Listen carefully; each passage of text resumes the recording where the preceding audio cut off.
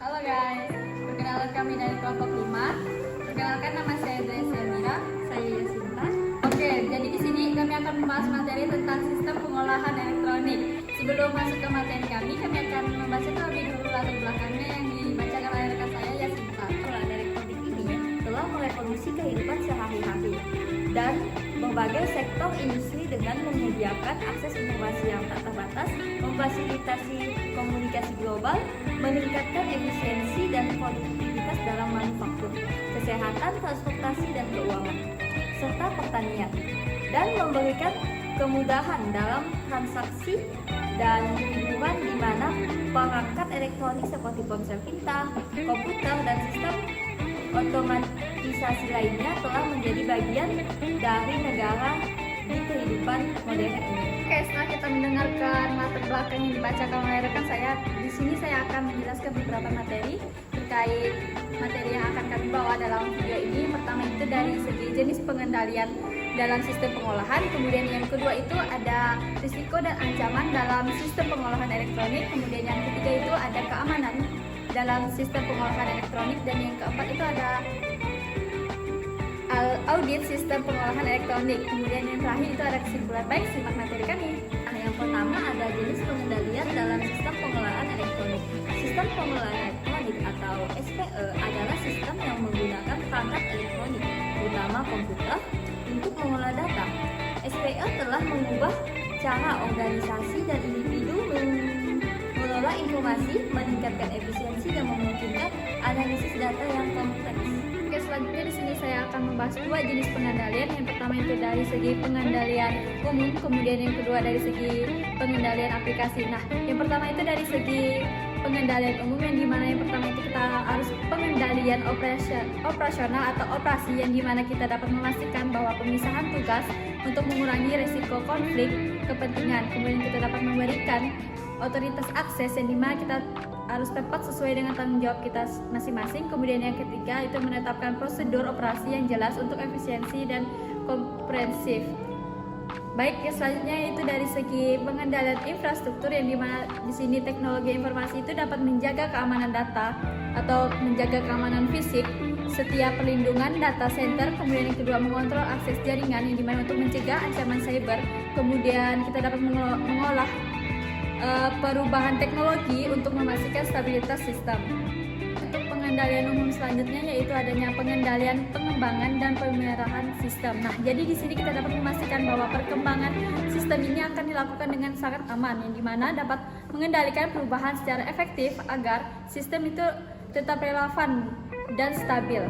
Oke, setelah pengendalian umum yang pertama saya bahas, kemudian selanjutnya ada pengendalian aplikasi, yang dimana di sini ada tiga, yaitu dari segi pengendalian input, yang dimana kita dapat memastikan bahwa data yang kita masuk ini akurat dan tidak ada terjadi kesalahan di antara data tersebut. Kemudian yang kedua itu dari pengendalian pemproses, jadi kita dapat menjamin bahwa proses data itu sesuai dengan aturan bisnis yang ingin kita terapkan. Kemudian yang ketiga dari pengendalian output, nah yang di sini dimana kita dapat memastikan hasil akhir kita itu akurat gitu, kemudian lengkap dan dapat dikirim ke pihak yang berwenang, kemudian pihak-pihak yang tepat dan yang pihak yang selalu mengawasi pengendalian output tersebut. Oke, selanjutnya kami akan membahas tentang dari segi keamanan dalam sistem pengolahan elektronik. Di sini ada beberapa langkah untuk dari segi keamanannya. Jadi yang pertama itu kita perlu pengendalian akses, yang dimana kita dapat membatasi akses ke data dan sistem hanya kepada pengguna yang berwenang. Jadi tidak semua bisa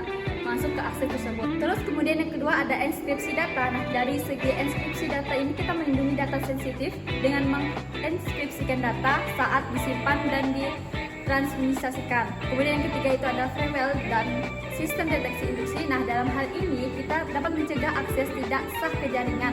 Kemudian yang keempat ada backup atau pemulihan data. Nah, di sini kita akan memastikan bahwa data itu dapat dipulihkan jika terjadi kegagalan sistem atau bencana. Nah, jadi misalkan kita perlu Oke, selanjutnya itu dari segi kita harus mempunyai backup atau pemulihan data. Nah, dari hal ini kita memastikan data itu dapat dipulihkan jika terjadi kegagalan atau bencana. Nah, jadi dalam hal ini backup ini maksudnya misalkan kita mempunyai flash disk, nah kita bisa menaruhkan data kita ke dalam flash disk. Kemudian yang terakhir itu dari pelatihan keamanan. Nah, dari segi ini kita dapat meningkatkan kesadaran keamanan pengguna. Oke, selanjutnya kita akan membahas dari segi resiko dan ancaman dalam sistem pengolahan elektronik.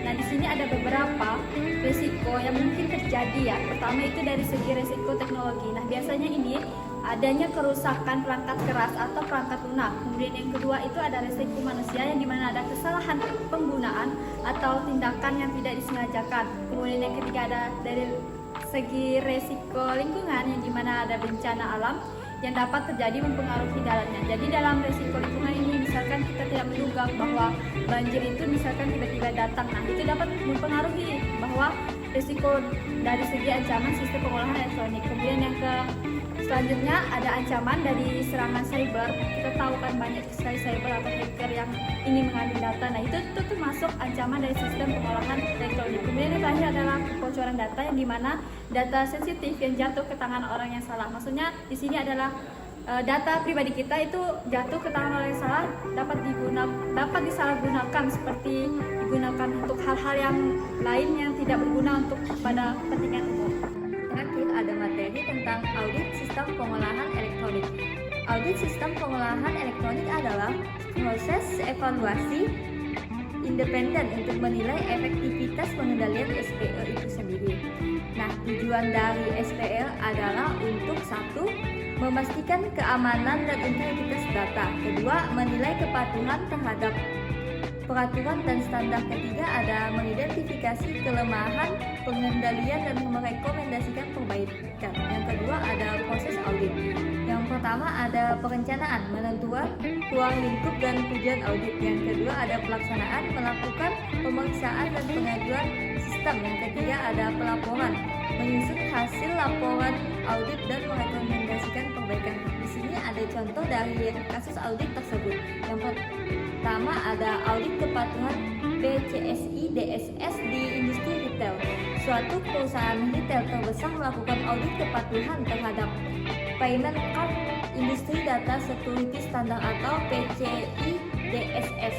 Audit tersebut berhasil mengidentifikasi beberapa kelemahan dalam pengendalian keamanan data, kartu kredit pelanggan termasuk konfigurasi firewall yang tidak dapat dan kurangnya enkripsi data.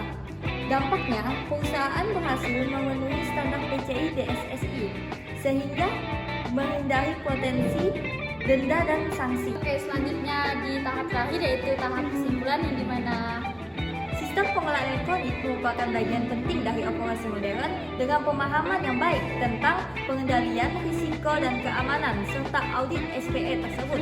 Organisasi dapat memastikan bahwa SPE mereka aman.